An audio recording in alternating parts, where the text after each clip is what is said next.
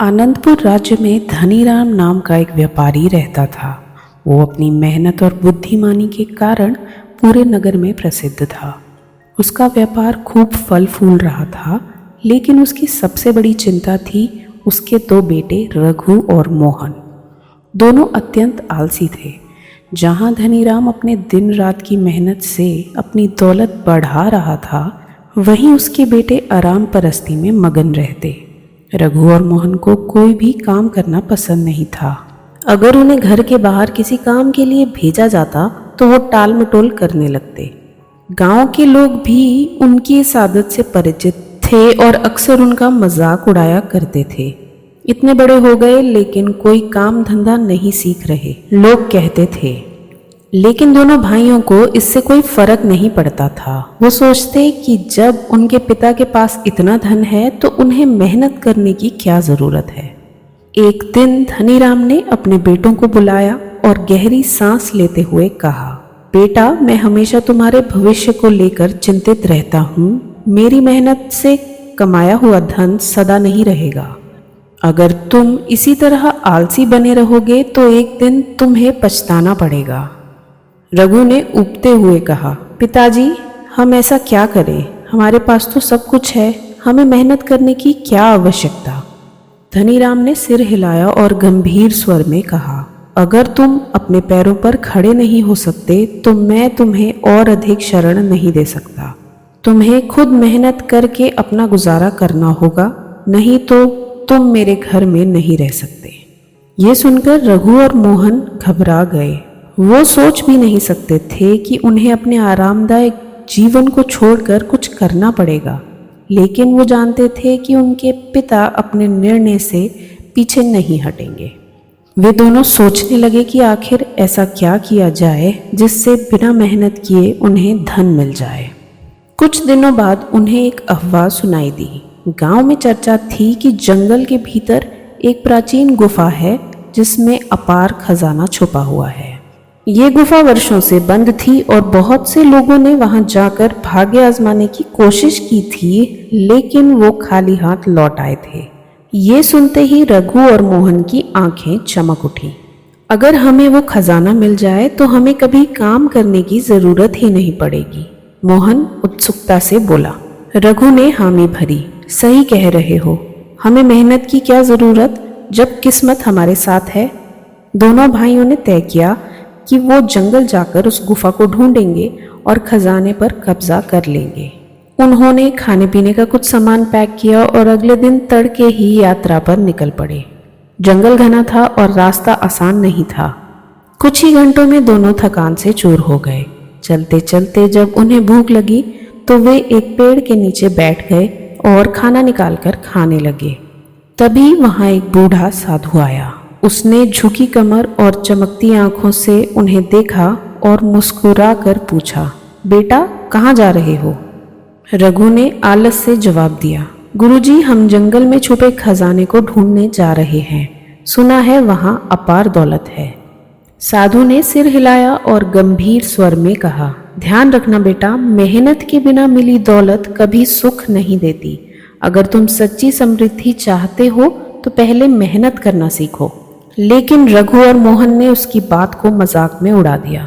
उन्होंने सोचा कि साधु उन्हें डराने की कोशिश कर रहा है ताकि वो खजाने की खोज ना करे।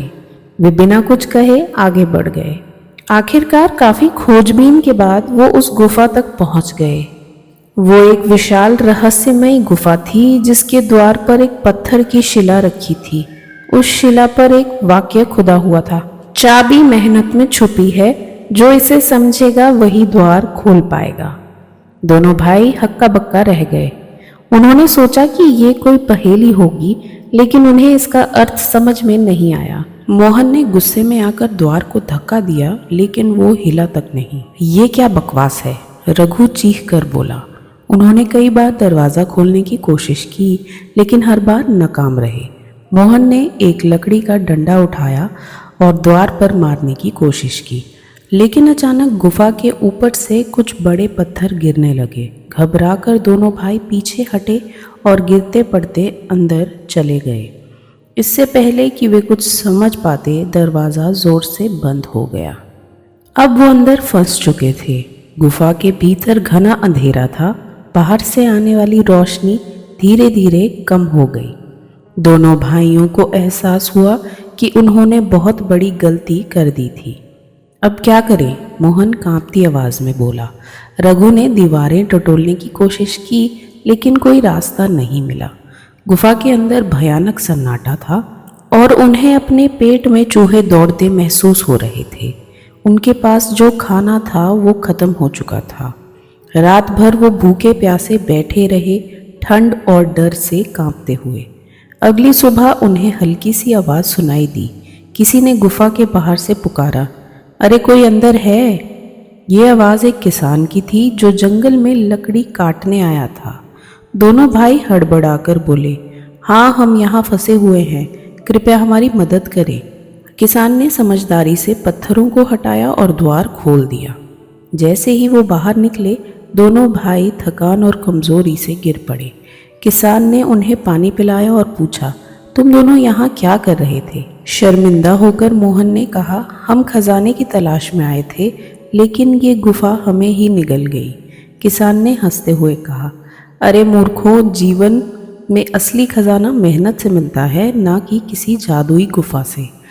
अगर तुम मेरे साथ कुछ दिन खेतों में काम करो तो मैं तुम्हें रहने के लिए जगह दे सकता हूँ और भोजन भी।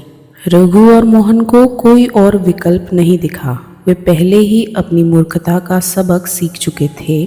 मजबूरी में उन्होंने किसान का प्रस्ताव स्वीकार कर लिया, लेकिन वो ये नहीं जानते थे कि ये फैसला उनकी जिंदगी बदलने वाला था। कुछ दिन तक रघु और मोहन किसान के खेतों में काम करने लगे।